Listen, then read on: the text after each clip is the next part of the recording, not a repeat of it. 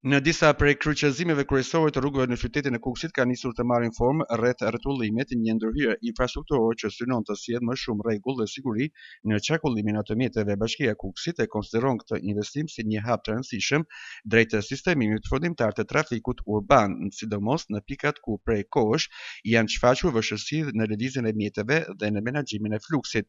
Për bashkinë, ky projekt është një pjesë e një plani më të gjerë për përmirësimin e infrastrukturës rrugore dhe të lëvizjes brenda qytetit. Në njoftimin zyrtar theksohet se qëllimi kryesor është krijimi i një qarkullimi më funksional, më të sigurt dhe më të përshtatshëm për të gjithë përdoruesit e rrugës.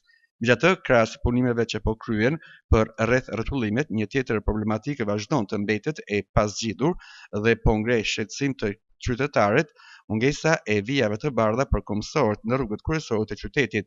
Edhe pse një pjesë e rrugëve kryesore të qytetit janë asfaltuar prej kohësh, kalimet e kombësorëve ende nuk janë realizuar, duke krijuar vështirësi serioze në lëvizjen e përditshme. Mungesa e këtyre shënjimeve është veçanërisht problematike në zonat me qarkullim të dendur pranë institucioneve të shkollave, tregut, ku kombësorët dhe nxënësit detyrohen të kalojnë rrugën pa orientim të qartë dhe pa hapësira të përcaktuar për sigurinë e tyre. Burime pranë bashkisë bëjnë të ditur se pas përfundimit të projektit për vendosjen e rreth rrotullimeve, do të nisë edhe puna për shënimin e vijave të bardha në rrugë, përfshirë kalimet për kombësorët dhe sinjalistikën e nevojshme horizontale. Kjo pritet të plotësojë të gjithë paketën e ndërhyrjeve në akset kryesorë të qytetit dhe të japë një tjetër standard qarkullimit urban në Kukës.